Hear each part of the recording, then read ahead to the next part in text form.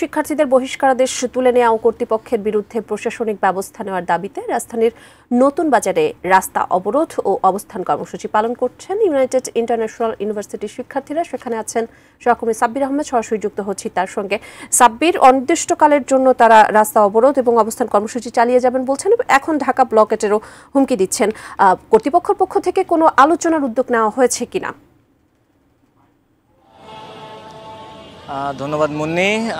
আপনারা জানেন যে ২৬ শিক্ষার্থীকে বহিষ্কার করার যেই সিদ্ধান্ত বিশ্ববিদ্যালয় কর্তৃপক্ষ, সেই সিদ্ধান্তের প্রতিবাদে সেই সিদ্ধান্ত যেন উইথড্র করা হয় এবং তাদের বহিষ্কারাদেশ প্রত্যাহার করা হয়। এবং এই বহিষ্কারাদেশ প্রত্যাহারের পাশাপাশি মোট ৫ দফা দাবিতে বেসরকারি বিশ্ববিদ্যালয়ে ইউনাইটেড ইন্টারন্যাশনালের শিক্ষার্থীরা আজকে সকাল থেকে প্রগতি সরণির এই বাড্ডা নতুন বাজার যে এলাকাটি রয়েছে এই এলাকায় অবস্থান করছেন এবং এই অবস্থানের কারণে এই এলাকার এই দিকের যে যান চলাচল, এই যান চলাচল এখনও পর্যন্ত বন্ধ রয়েছে। এবং তাদের যে দাবি, এই দাবির প্রেক্ষিতে তারা যখন সকাল থেকে অবস্থান করছিলেন সেই সময় তাদের বিশ্ববিদ্যালয় কর্তৃপক্ষ এখানে এসেছিল, কিন্তু বিশ্ববিদ্যালয় কর্তৃপক্ষ এখানে থাকা অবস্থায় শিক্ষার্থীদের ওপর পুলিশের প্রথমে হামলা চালায়। শিক্ষার্থীদের যেটি দাবি সেটি পুলিশ হামলা চালায় এবং পরবর্তীতে পুলিশের সঙ্গে তাদের সংঘর্ষের ঘটনা ঘটে। অ্যান্টিব্যাকটেরিয়াল অ্যাডিটিভ যুক্ত সেরা ওয়াটার ট্যাঙ্ক বিশুদ্ধ পানিতে ব্যাকটেরিয়া জন্মাতে দেয় না।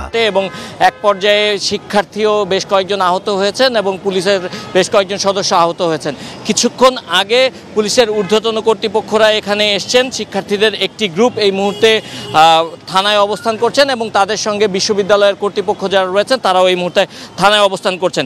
মূলত এই ঘটনার যে সূত্রপাত সেটা যদি আমি একটু আপনাদেরকে বলি, সেটি হচ্ছে গেল এপ্রিল মাসে একজন শিক্ষার্থীর বাবা মারা যায় এবং বাবা মারা যাওয়ার পর সেই শিক্ষার্থী যে মিড টার্ম পরীক্ষা ছিল সেই মিড টার্ম পরীক্ষায় অংশ নিতে পারেনি। পরবর্তীতে সে তার বাবার যে মৃত্যুর সনদ, সেই মৃত্যুর সনদ দিয়ে বিশ্ববিদ্যালয়ে সনদ জমা দেয় এবং জমা দিয়ে সে মিড টার্ম পরীক্ষায় অংশ নিতে চায়, কিন্তু পরবর্তীতে তাকে মিড টার্ম পরীক্ষায় অংশ নিতে দেওয়া হয়নি। এবং যেহেতু এ ধরনের একটি অন্যায় সিদ্ধান্ত বিশ্ববিদ্যালয় কর্তৃপক্ষ নিয়েছে, পরবর্তীতে শিক্ষার্থীরা আন্দোলনে নামেন এবং আন্দোলনে নামার পর যেই শিক্ষার্থীরা আন্দোলনে অংশ নিয়েছিলেন সেই শিক্ষার্থীদের মধ্যে ২৬ জনকে বহিষ্কার করা হয়েছে। এবং এই বহিষ্কারাদেশ যখন করা হয়েছে তারা বলছেন যে তারা যৌক্তিক বিষয় নিয়ে আন্দোলন করেছিলেন এবং সেই যৌক্তিক বিষয়ের আন্দোলন তাদেরকে যৌক্তিক আন্দোলন করার পরেও তাদেরকে বহিষ্কার করা হয়েছে এবং যারা বহিষ্কার করেছে তাদের বিচার দাবি করতে থাকেন এই শিক্ষার্থীরা। এবং সেই দাবি আদায় হওয়ার জন্য তারা ইউজিসি কর্তৃপক্ষ থেকে শুরু করে বিশ্ববিদ্যালয় কর্তৃপক্ষ এবং সংশ্লিষ্ট যারা রয়েছেন তাদের সঙ্গে যোগাযোগের চেষ্টা করেছেন, কিন্তু তারপরেও কেউ কোনো কর্ণপাত করেনি এবং কর্ণপাত না করার কারণেই মূলত আজকে শিক্ষার্থীদের এই সড়কে অবস্থান। যদিও তাদের সড়কে অবস্থানের কারণে আশপাশের এই এলাকা দিয়ে চলাচলকারী বা সাধারণ যে জনগণ তাদের চরম ভোগান্তি পোহাতে হয়েছে। ঘন্টার পর ঘন্টা এখানে অনেক মানুষ অপেক্ষা করেছেন এবং তারপর তারা এখান থেকে এখন চলে গেছেন। এখনও পর্যন্ত এই সড়ক অবরোধ করে রাখা হয়েছে। আমরা আশা করছি হয়তো কিছুক্ষণের মধ্যেই শিক্ষার্থী, পুলিশ প্রশাসন এবং বিশ্ববিদ্যালয় কর্তৃপক্ষের যেই বৈঠক এই মুহূর্তে চলছে এই বৈঠকের পরে হয়তো কোনো একটি সমাধান হতে পারে। এই ছিল আমার কাছে সবশেষ।